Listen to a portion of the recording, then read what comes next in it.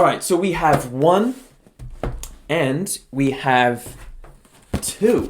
So we have both colorways. Hello everyone, welcome back to a brand new video, a brand new review. Of course, if you are new to this channel, welcome. I'm very happy to have you. Of course, if you want to hit the subscribe button and hang out with me on a regular basis, that is just down below. And of course, I would be extremely thankful if you were to do so. Either way, today I'm super excited about this pair of shoes. They are crazy. So let's just cut to the B-roll. This is the Nike ISPA OverReact.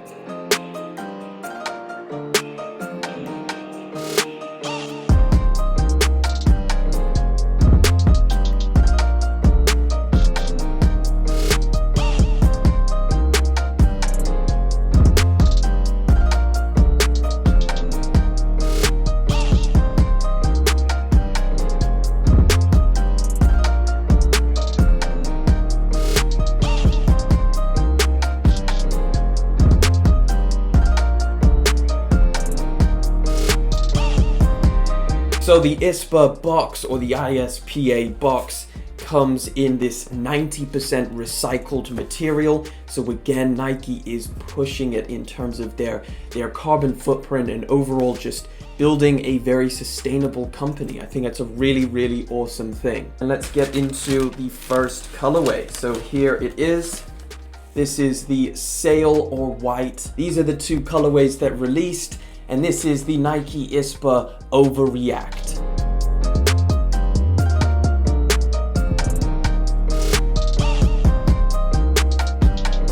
So I've actually taken a look at a lot of different ISPA sneakers on this channel. So ISPA being improvise, scavenge, protect, and adapt. That is kind of Nike's philosophy for this entire range of sneakers. Nike tries to implement this as kind of like the way that they design the sneakers.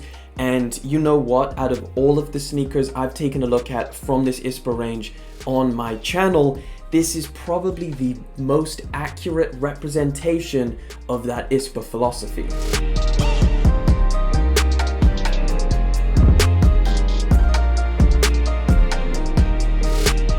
So Nike announced this sneaker, the OverReact, along with a few different models. Of course, they had the Road Warrior, which was like the 500-pound split toe, crazy looking sneaker. They also announced a few different sandal models and a running shoe. Now, these were the first to release the OverReact. They released yesterday on July the 9th. These are the two colorways that released. You have this kind of sail and white with a bunch of different colors on it, and you have this black crimson vault with some kind of orange elements on it. Now, both of these retail for £160 or $180 if you're in the US. Now, the first impression I had of this sneaker, and maybe you as well, but just is, whoa. Whoa, this is crazy. There is so many details and so much really small stuff that you can take a look at. I found myself, when I first took a look at this shoe, I just had it in my hand and I was just looking for little details that I initially missed when I first looked at the shoe.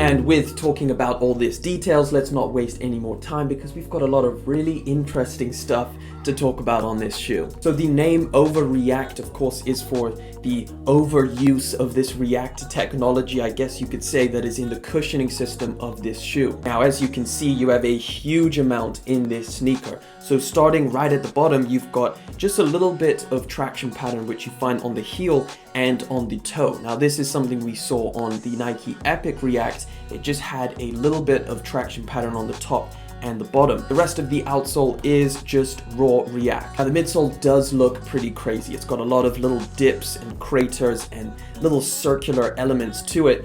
And you might think just by looking at this that you're gonna gain like half a foot in height, but that's not actually the truth. So this actually implements a very similar kind of crater style to the Space Hippie sneakers that we saw recently. So this midsole actually extends up onto the upper of the sneaker, and you can kind of feel that when you put your hand inside. So you're probably only standing on about half of this React cushioning. Now, I think this is a really cool implementation. It's not just for the looks.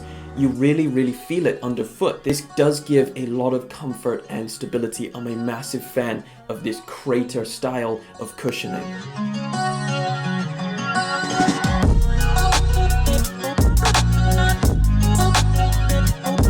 Now, Nike did say that they wanted to make this sneaker as comfortable as possible, and you know what? Putting my foot in this sneaker, it's a whole nother level. Now, Nike said that they used data in order to add more cushioning where cushioning was needed. Now, I don't know exactly what that means in terms of what data they used. Maybe they pulled it from other running sneakers or just measured a lot of people and the way that they walk and kind of applied that into the technology of where they added this cushioning. Now, what they also did was they removed the fabric from the insole so that you're walking on 100% React. Now, this does actually make a pretty big difference. Let me tell you, when you're walking on this, it is very soft, very cushioned, but it is also quite responsive at the same time. Now, the upper of this sneaker is where Nike implements that scavenge part in the name ISPA, and they scavenged a lot of different Flyknit materials from other sneakers and reused them into the Flyknit of this upper. Now, that obviously is a very similar concept to what we saw on the Space Hippie pack.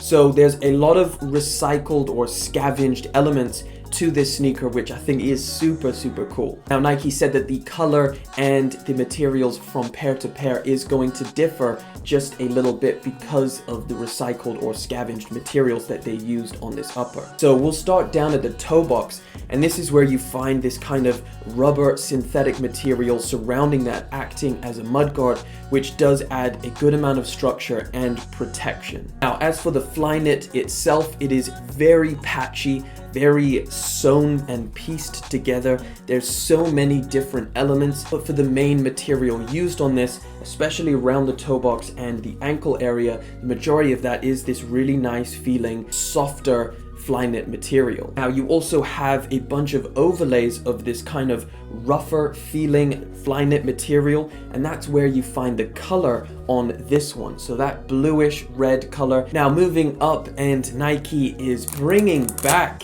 the Velcro strap. This is how you're going to be tightening up your sneaker, and originally I thought that this looks pretty delicate, and it looks a little bit strange, but it actually does add a good amount of lockdown when you put your foot inside of it. I don't know if I'm a big fan of that, but it definitely does give a lot to the design of this sneaker. Now, up by the tongue of this shoe, you get this little detail, which is kind of like a little tag or a little label, and that is stuck down with this little poppy thing, and you can remove it. So if you prefer it without this, then you can take this little piece off, but keep in mind you're gonna have that little metal popping piece in there. The details that Nike added to this is just so incredible. They've put such a huge amount of attention to detail on this sneaker, and you really don't understand the gravity until you really look at it up close and just discover all of the different little elements that they've added to this, which makes it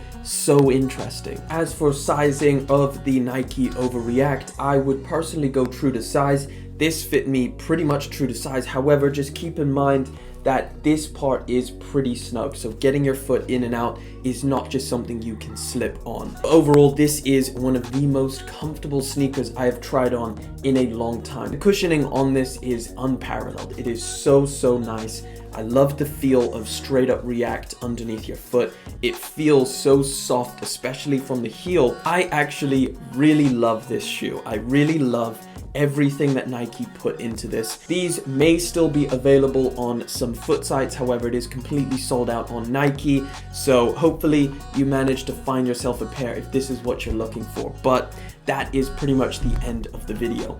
Thank you so much for watching. Thank you for liking, commenting, and subscribing. Of course, I will see you in the next video, but until then.